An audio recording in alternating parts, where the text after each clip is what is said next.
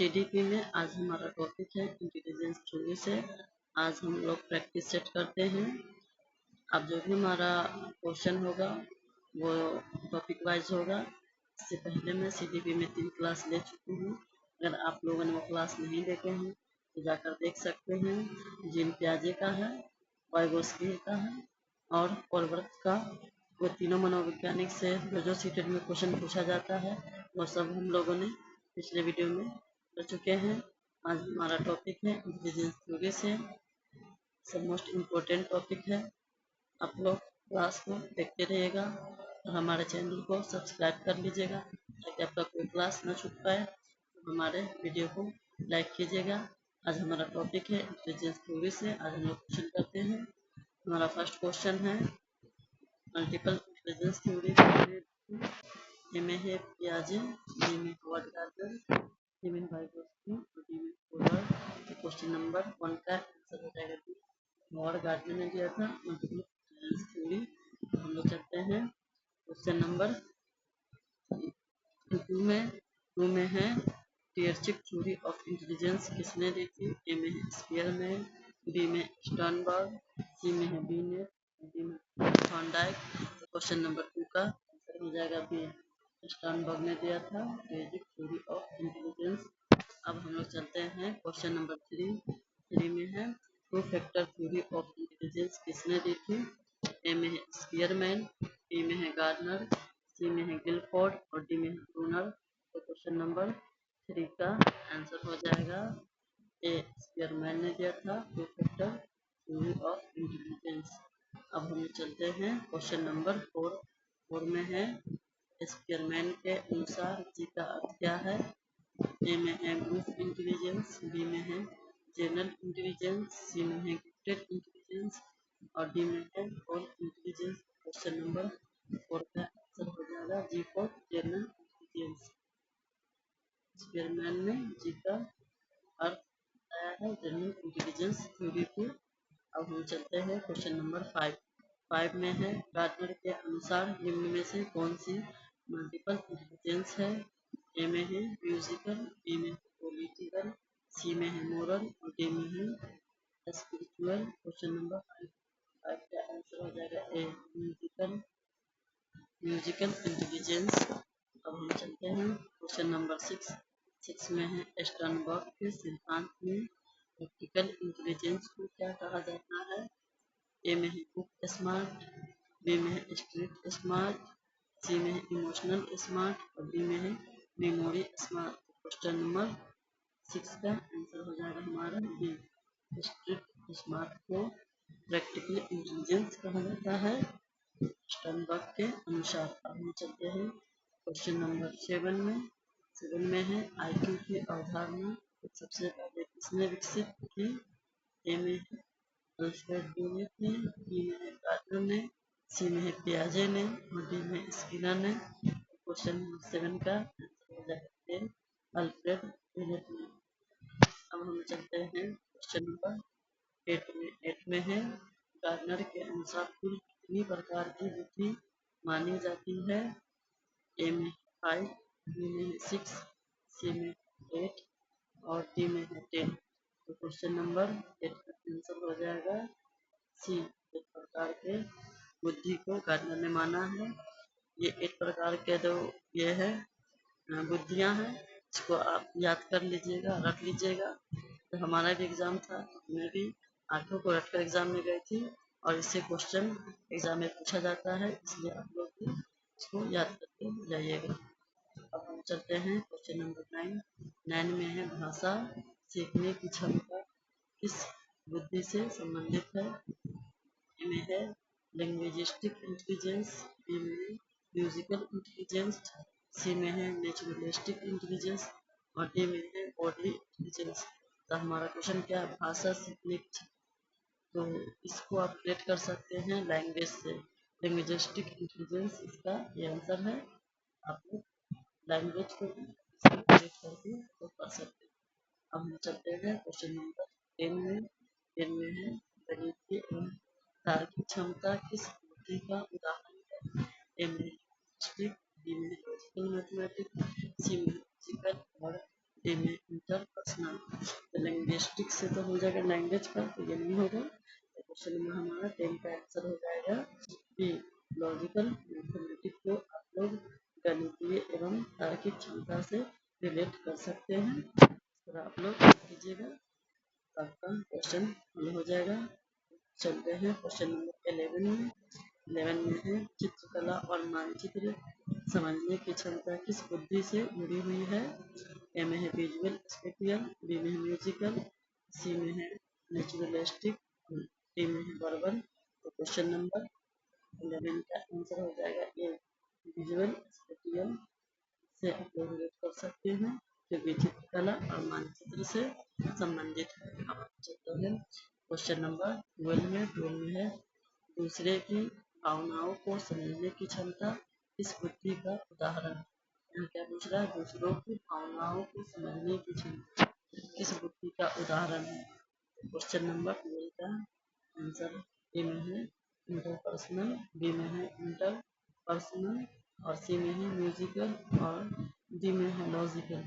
हमारा पूछा दूसरों की भावनाओं को समझना, हो जाएगा 12 का बी।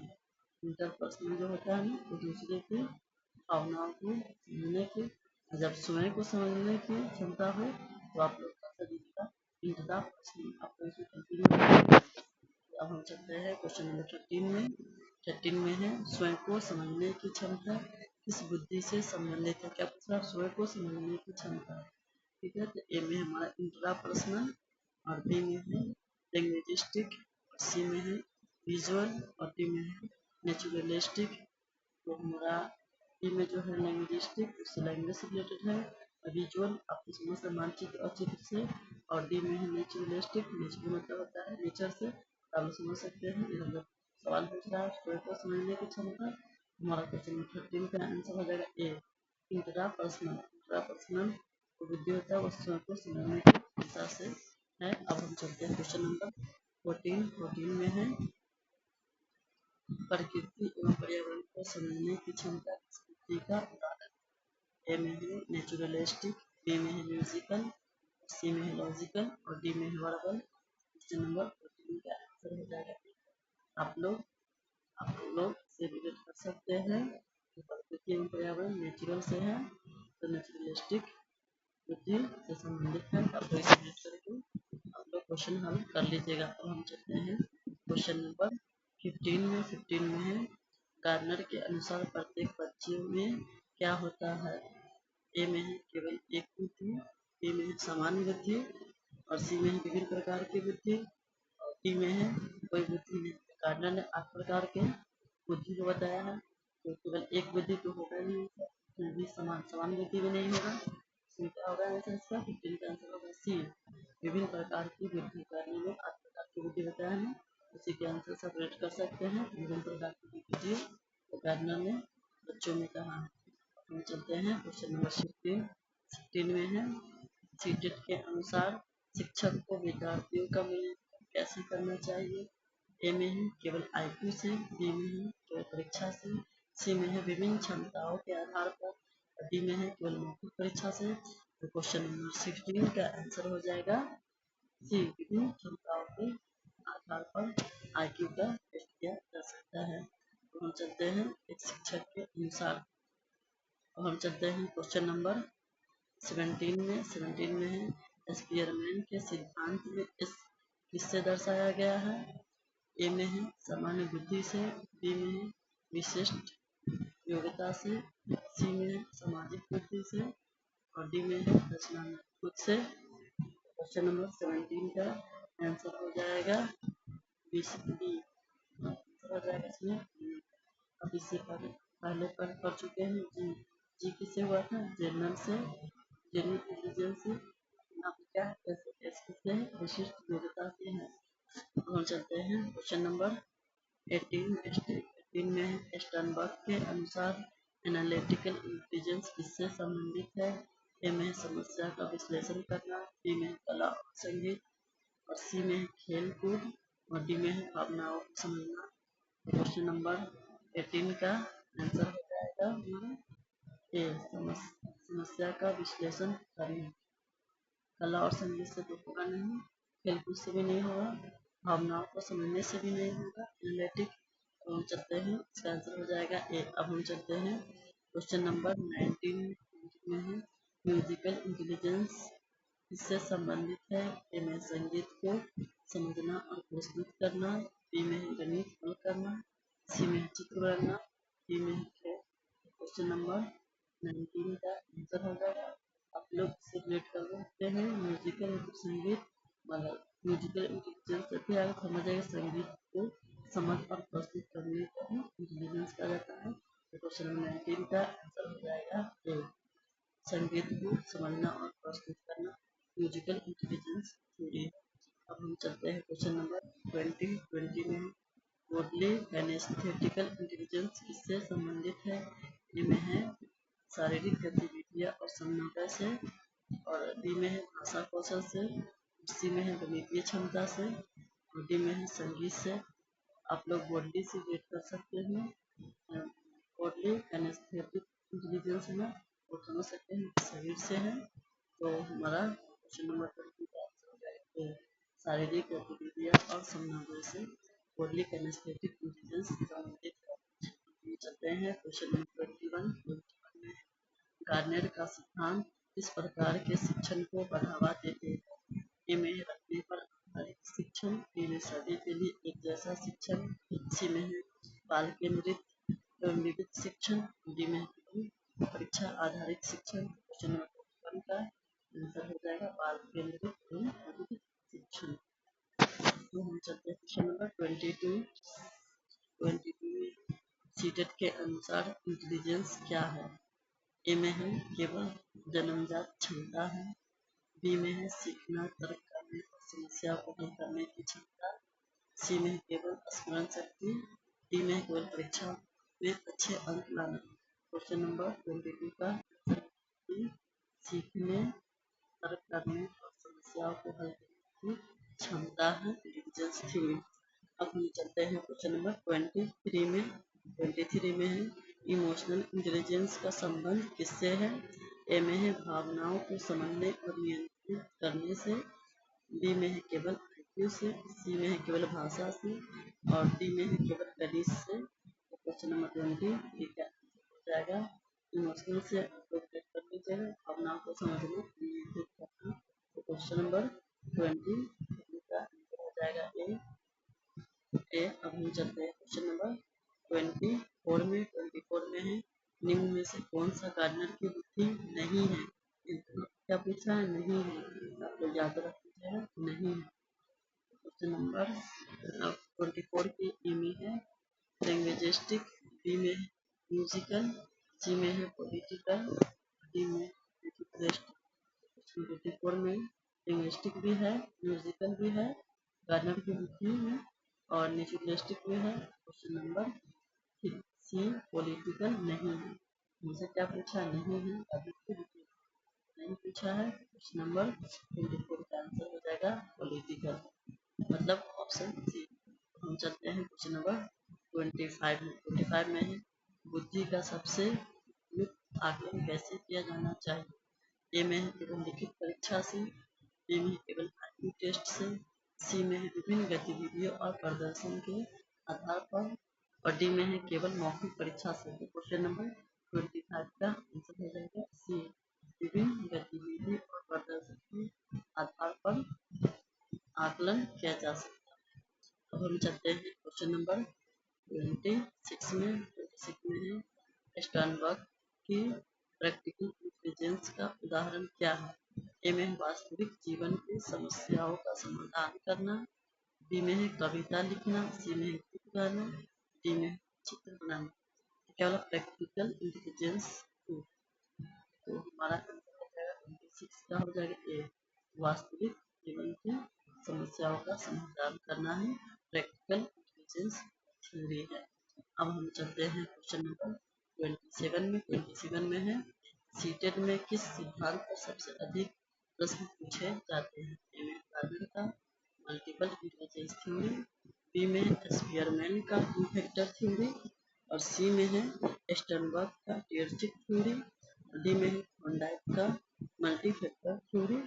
आप लोग ये चारों ऑप्शन को याद कर लीजिएगा और मोस्ट इम्पोर्टेंट है गार्डनर। हमारा आंसर 27 का आंसर होगा। गार्डनर ने मल्टीपल इंटेलिजेंस थ्योरी जो बताया है वो 8 प्रकार की है, वो 8 को आप लोग याद करके जाइएगा। मोस्ट इम्पोर्टेंट टॉपिक है गार्डनर इंटेलिजेंस थ्योरी से। अब हम चलते हैं क्वेश्चन नंबर 28 में है गार्डनर के अनुसार सभी बच्चे कैसे होते हैं। ए में समान बुद्धि वाले, बी में केवल एक प्रकार की बुद्धि वाले, सी में अलग अलग प्रकार की बुद्धि वाले, डी में बुद्धिहीन। तो गार्डनर ने क्या देखा, मल्टीपल इंटेलिजेंस थ्योरी। सामान्य बुद्धि वाले तो होगा नहीं, एक प्रकार के बुद्धि वाले के लिए क्या होगा आंसर हमारा 28 का सी, अलग अलग प्रकार की बुद्धि वाले। अब हम चलते हैं क्वेश्चन नंबर 29 में है स्पीयरमैन ने बुद्धि को कितने कारकों में विभाजित किया है। ए में है 1, बी में है 2, सी में है 3 और डी में है 4। स्पीयरमैन ने 2 फैक्टर दिया था, हमारा क्वेश्चन हो जाएगा 29 का आंसर हो जाएगा बी। 29 का आंसर हो जाएगा बी। अब हम चलते हैं क्वेश्चन नंबर 30 में। 30 में है सीटेट के अनुसार एक अच्छा शिक्षक क्या करता है। सभी छात्रों को एक जैसा पढ़ाता है, नहीं तो एक जैसा कैसे पढ़ाएगा।